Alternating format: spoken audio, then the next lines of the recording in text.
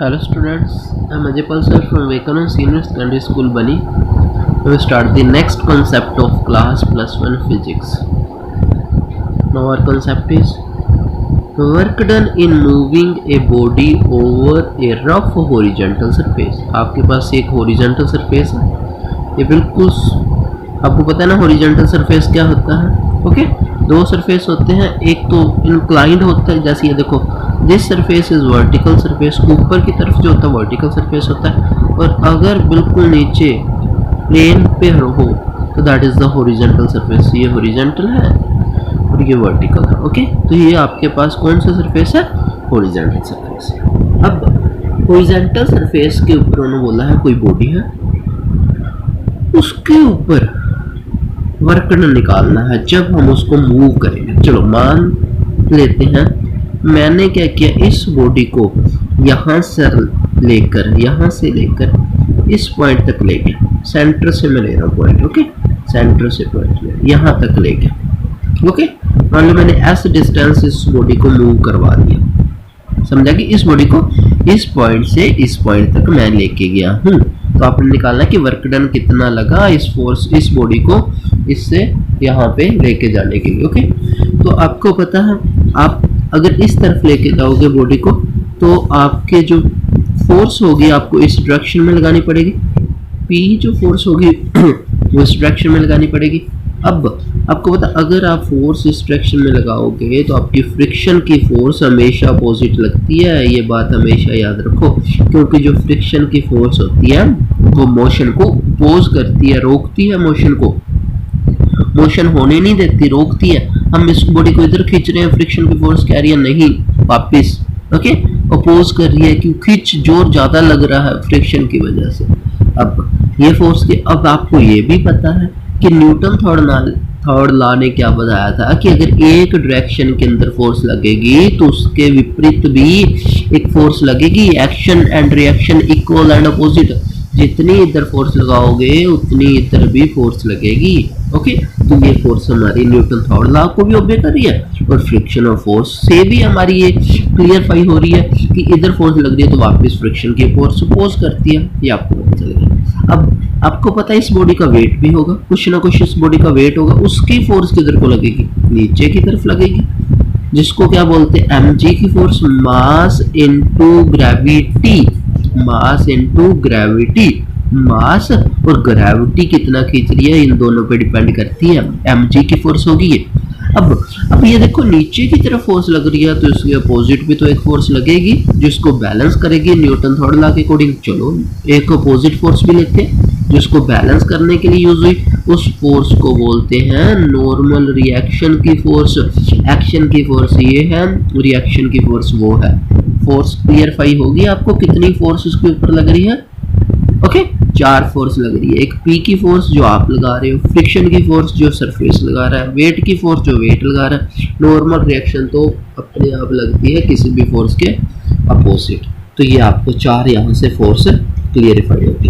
अब एक बात और याद रखना, जितनी ये फोर्स लगेगी उतनी ही ये फोर्स होगी, जितनी ये होगी उतनी ही ये होगी. ये भी न्यूटन थर्ड लॉ ने बोला था. ओके क्योंकि बैलेंस करने के लिए ही फोर्स लगती है. तो वेट ऑफ द बॉडी मैं लिख रहा हूं,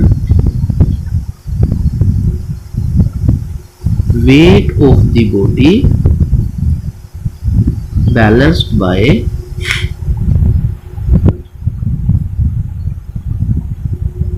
नॉर्मल रिएक्शन R. ओके जो R की फोर्स है वो बैलेंस कर रही है बॉडी के वेट को. कहने का मतलब क्या होगा, अगर इसको इक्वेशन में लिखोगे तो R जो है वो mg के इक्वल है. ये आपको पता चल गया. R is equal to mg, क्योंकि mg और R के हैं बराबर हैं बट इनकी अपोजिट डायरेक्शन अपोजिट है, वो आपको पता है. उन्होंने बोला है अगर ये फोर्स बराबर है तो ये भी P और F भी तो बराबर ही होंगे. P is equal to F होगी. अब टू जस्ट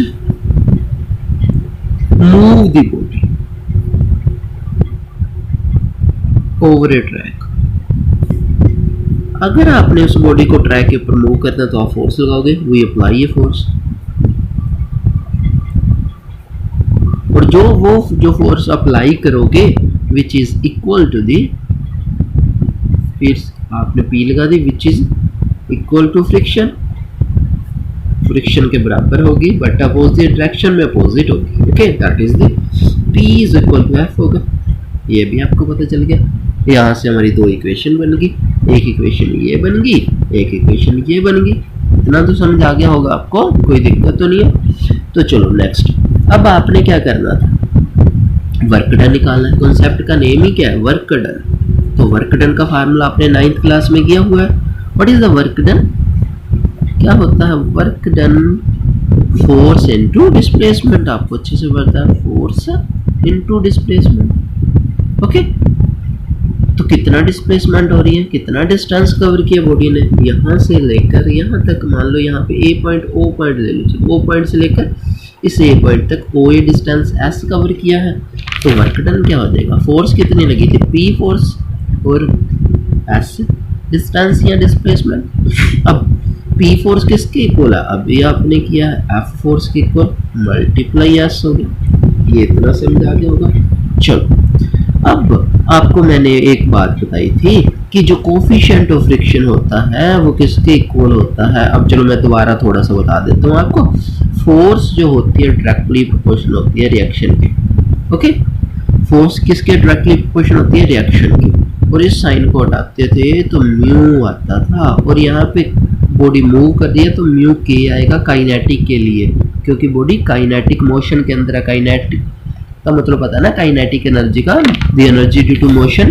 तो F is equal to mu के आ रहा है। यहाँ से के की वैल्यू क्या आ जाएगी, अगर आप निकालना चाहे म्यू के की, एफ बाय में आर हो जाएगी ना, तो ये आपको याद रहना चाहिए। अब आप एफ की जगह म्यू के आर भी तो पुट कर सकते हैं। चलो कर दो put, W is equal to f की जगह म्यू के आर मल्टीप्लाई एस, ये आपने पुट कर दिया। ओके, इतना तो समझ आ गया होगा, ये आपने किया है पीछे कॉन्सेप्ट।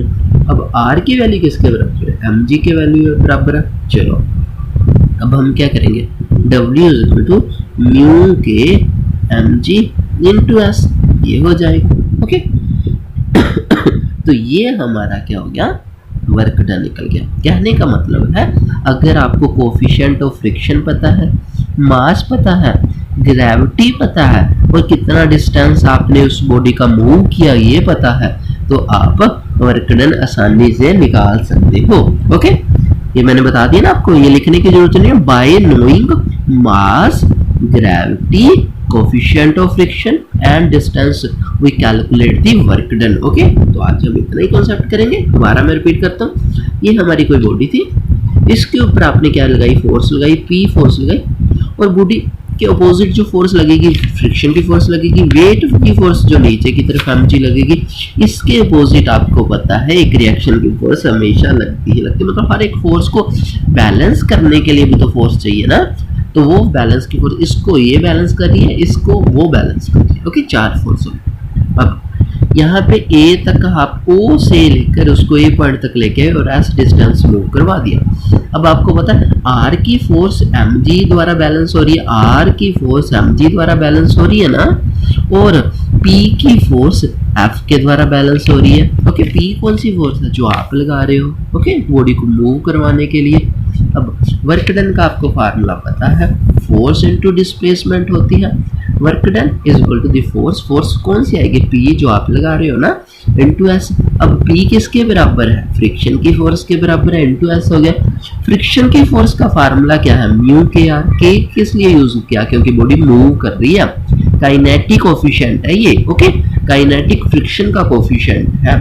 अगर बॉडी रेस्ट पे रहेगी तो वो लिमिटिंग फ्रिक्शन होता है, ठीक है। अगर वो मूव करेगी तो काइनेटिक फ्रिक्शन होगा। ओके, ये आपने अच्छे से ये बात याद रखनी है।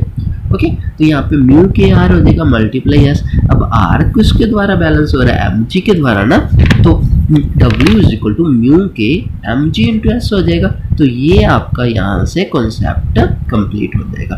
अगर आपके पास म्यू के की वैल्यू, m की वैल्यू, j की वैल्यू और s की वैल्यू है, तो आप वर्क डन आसानी से कैलकुलेट कर सकते हो।